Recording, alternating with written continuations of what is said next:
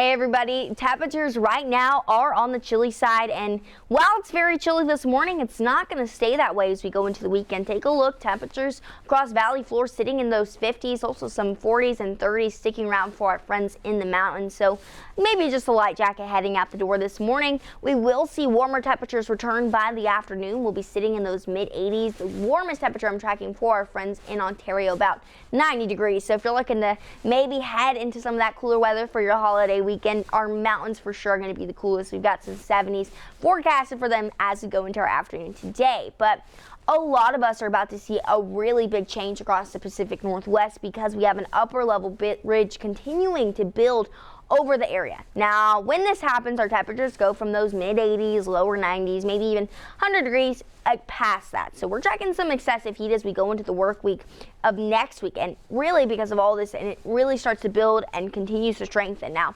there is a little bit of hope as we go further into July and really start to wrap it up, because take a look at this trough right here.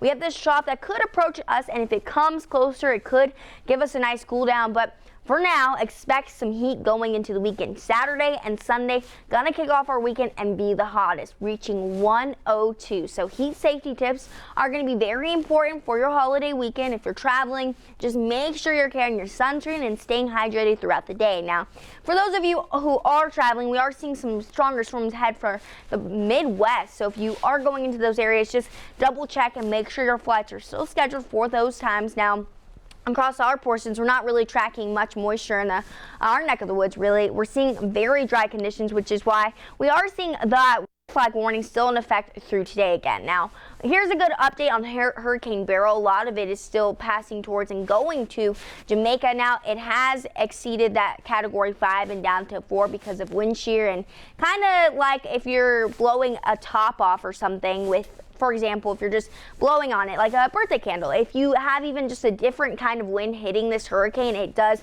knock it down just a bit. So as it goes and continues to travel to the Gulf of Mexico, we do see that category 5 really go down towards that category 1. Now, something that's different from what we saw yesterday is that this is now a category 1 expected to make landfall for either parts of Mexico or southern parts of Texas. Now, still a little bit of uncertainty, which is why this is so wide about where exactly it could make landfall. It does look like it's shifting a little bit further to our south, so if you do have any flights within the next week or a half in Mexico or to Texas, just also want to double check on those and make sure that they are still scheduled for their times. Now, today and across our area, enjoy the comfortable weather. Again, upper 80s and 90s in comparison to what we just saw. It's going to look much better, especially because as we head into the weekend. Now, enjoy it. It's not going to last. Tomorrow we'll be sitting in those 90s, though. It'll be nice, another hot, comfortable day in comparison to what we're shaping up to see this weekend. So Saturday and Sunday, 102.